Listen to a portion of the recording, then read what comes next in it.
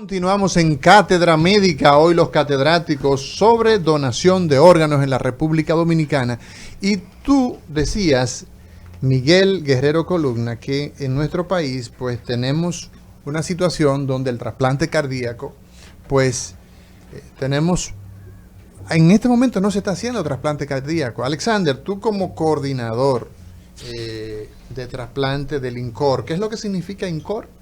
Instituto Nacional de Coordinación de Trasplante. Es una institución descentralizada, técnico-administrativa, adscrita a Salud Pública. Pero ya Fernando bajo la rectoría del Consejo Nacional de Trasplante.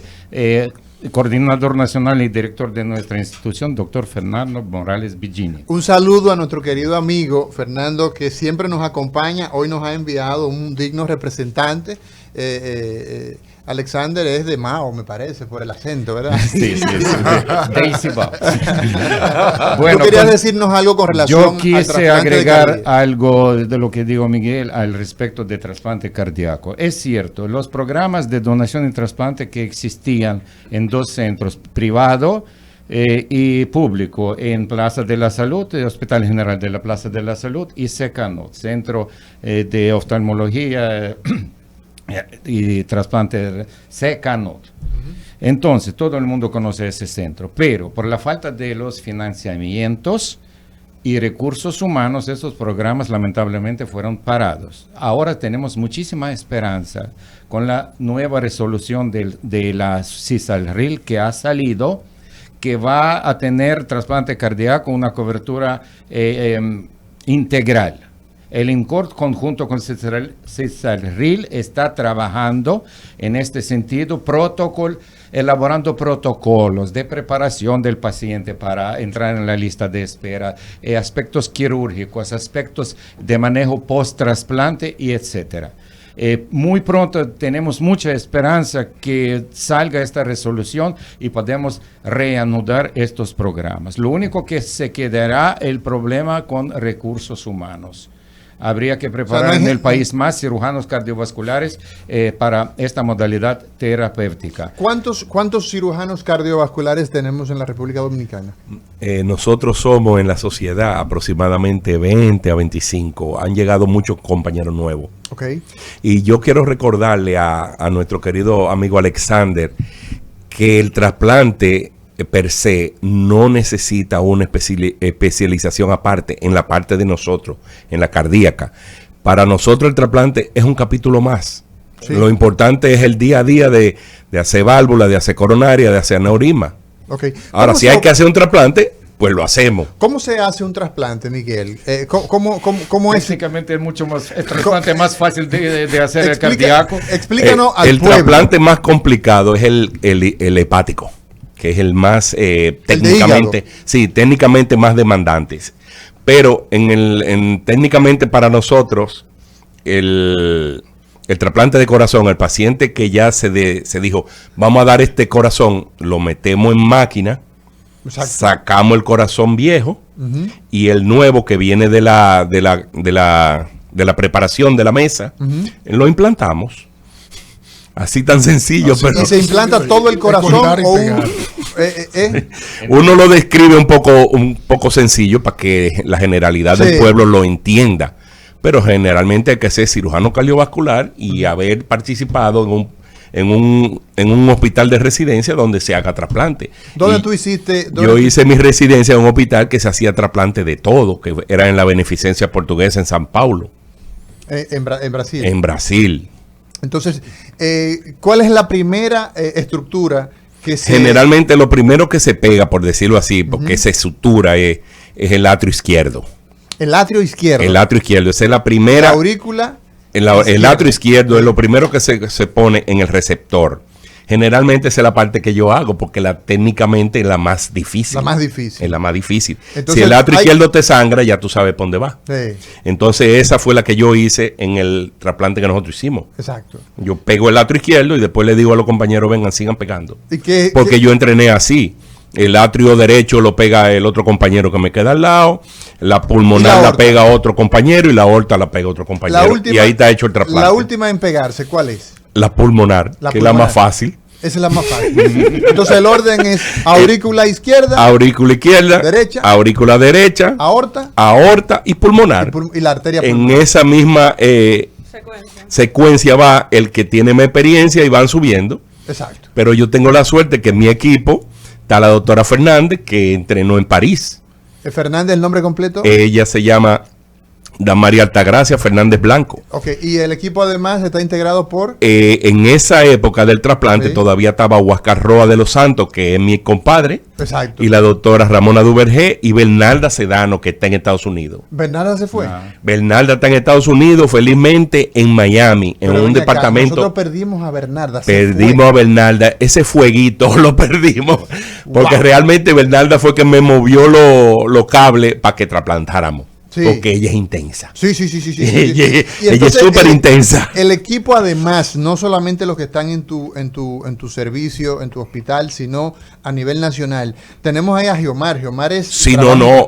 Giomar es Dios, como digo yo, porque Giomar yo lo veo todos los días, trabajamos uno al lado del otro, y Giomar es que trasplanta riñón, trasplanta hígado, trasplanta páncreas. Así es.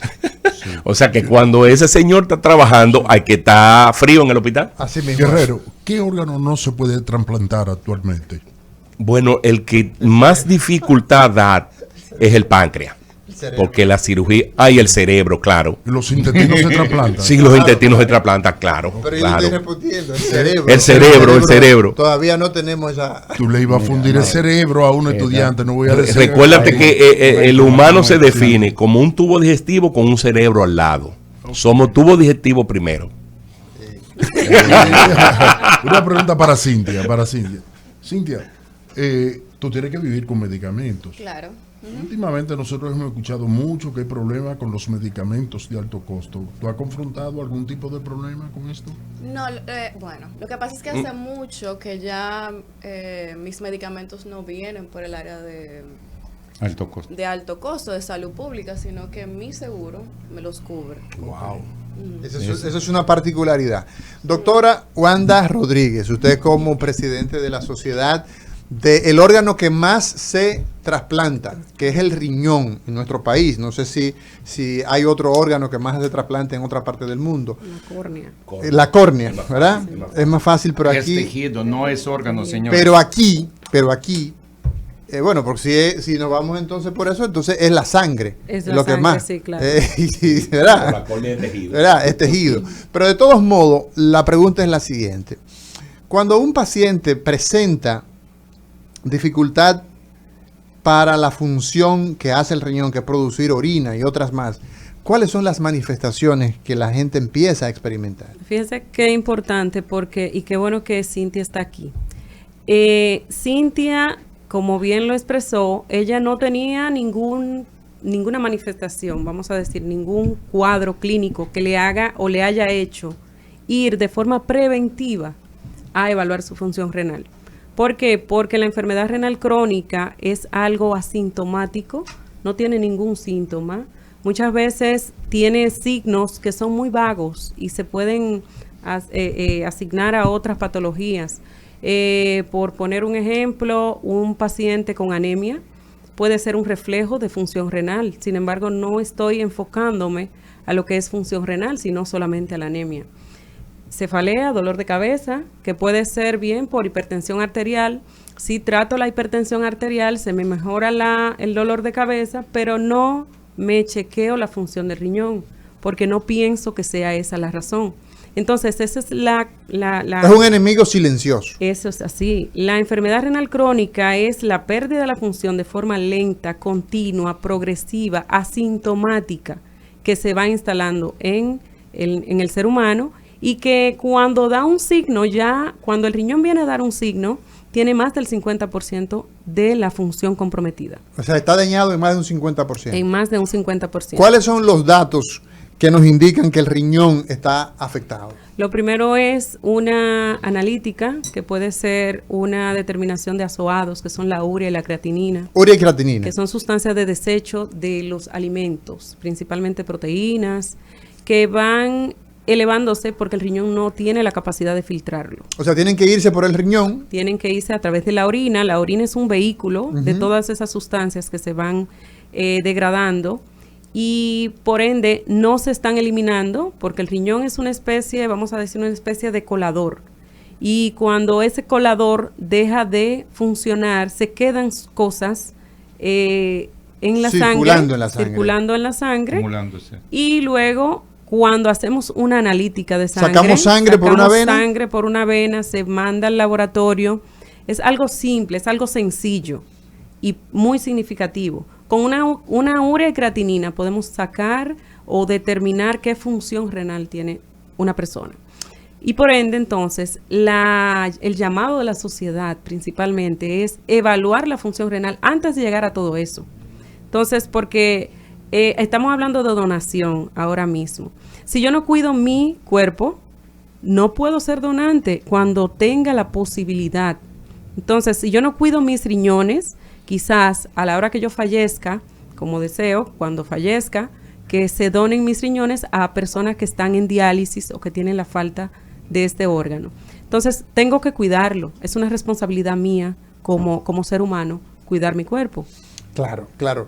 Bueno, señores, hoy conversamos sobre la donación de órganos en la República Dominicana, un tema que despierta pasiones entre los profesionales de la salud, sobre todo los que estamos ligados a la práctica asistencial en el día a día, puesto que una persona que de repente pues recibe el trasplante, digamos, de córnea, pues ¿sabes qué? Que empieza a ver. Y hay una noticia que salió justamente en el día de hoy que a nosotros nos gustaría pues compartirla con ustedes, y es que uno de los institutos, digamos, de mayor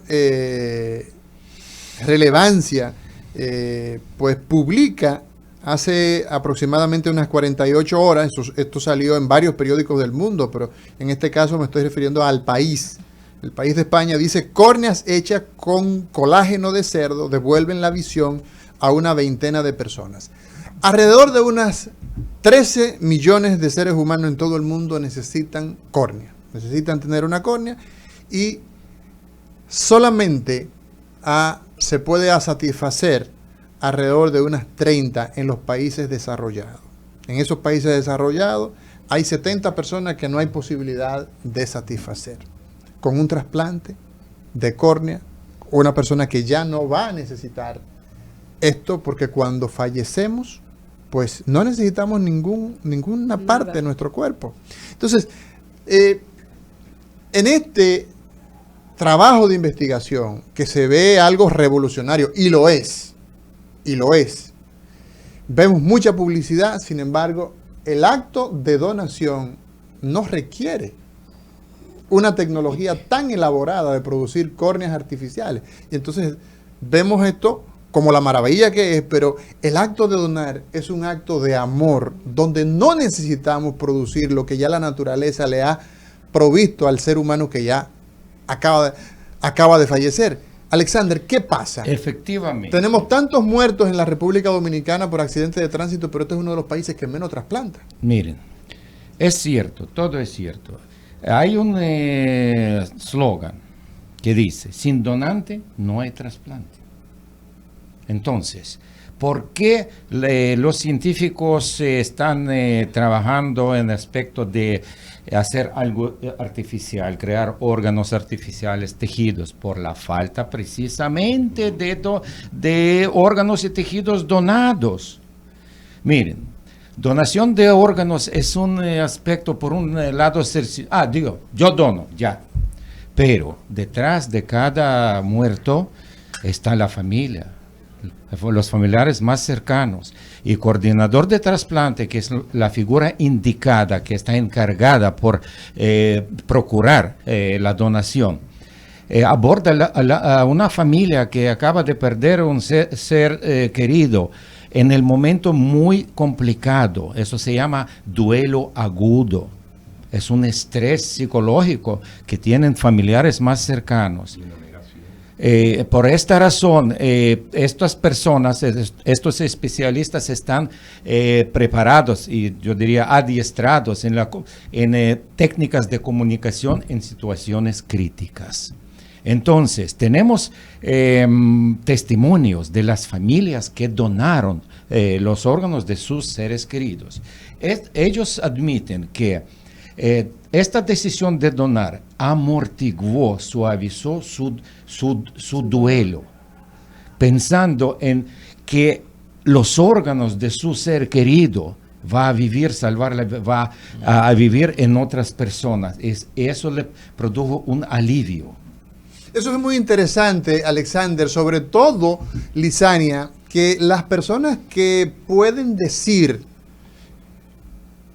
lo que ocurre, o sea, esos testimonios, nosotros tenemos que seguirlos incorporando. Y usted puede hacer uso de los teléfonos nuestros, 809-682-9850, 833-380-0062, y también escribir a través de nuestra página en YouTube su testimonio. Si usted ha tenido la oportunidad de ser un familiar de una persona o ser donador vivo, un riñón, usted ha sido donador de hígado, pues llámenos, háganos partícipe, porque lo que nosotros necesitamos es que las personas vean la importancia de poder dar vida aún cuando ya nosotros nos vamos. Adelante, Roberto. Guerrero, y todavía hablando de órganos artificiales, no hay a la luz ninguna tecnología, ninguna cosa que implante una bombita artificial, un corazoncito artificial. Interesante. No lo hay. Interesantísima pregunta, Roberto. En mi tesis para hacer la maestría en filosofía realmente tiene que ver con el diseño de órganos con relación al cuerpo humano, y lo más actualizado que hay con relación al corazón es la reproducción de órganos en 3D a partir de esqueletos. ¿Cómo así? Explícate, por favor. Hay un servicio en Tel Aviv que están desarrollando órganos en 3D. Ellos tienen una matriz de colágeno, y en esa matriz de colágeno implantan células totipotenciales, o sea que pluripotenciales, que se pueden convertir, y han hecho ya corazones. Han hecho corazones como en 3 o 4 ocasiones, con muy buena calidad, incluso se ha hecho hígado. O sea, el programa de órganos sólidos. Y yo trabajé mi tesis hace algunos 4 años de la maestría de filosofía, y también en Estados Unidos lo están trabajando. Hay en Estados Unidos, en Londres y en Tel Aviv. Hay 3 instituciones que están haciendo ese trabajo diariamente. Pero hay pacientes. No, todavía no, está en proyecto, es solamente un proyecto. En riñón se está desarrollando también riñón de esa forma, incluso se está desarrollando con microtecnología, nanotecnología, de una pequeña bomba que se implanta en el humano y hace la función de riñón. Pero todo eso está en fase de investigación. Pero se está trabajando en eso. España es el país que más trasplantes del mundo produce. ¿Por qué razón ocurre esto? España es el pionero en donación y trasplante del mundo durante últimas 20 décadas. Porque en España se elaboró un modelo de donación. Hoy en día es conocido en el mundo modelo español de coordinación de donación y trasplante, que fue adoptado en muchos países del mundo y solicitando las asesorías para desarrollar este modelo. Este modelo se caracteriza por lo siguiente, que cada centro con posibilidades de generar donantes tiene un equipo de coordinación bien preparado, porque coordinación de donación y trasplante hoy en día se convirtió en una super especialidad. Antes lo hacían los nefrólogos, el mismo doctor Matessans, que es nefrólogo, que hace más de 30 años empezó a buscar donantes, y ahí nació la coordinación por sí misma. Entonces, también nivel hospitalario, nivel regional y nivel central. Es el modelo español que estamos aplicando en nuestro país. Tenemos coordinadores hospitalarios, tenemos coordinadores regionales y sede central. de esta manera. ¿Por qué razón entienden ustedes, esto después del corte comercial, tenemos que irnos a una pausa, ¿por qué razón entienden ustedes que aún nosotros aplicando ese modelo español no tenemos los mismos resultados que en España?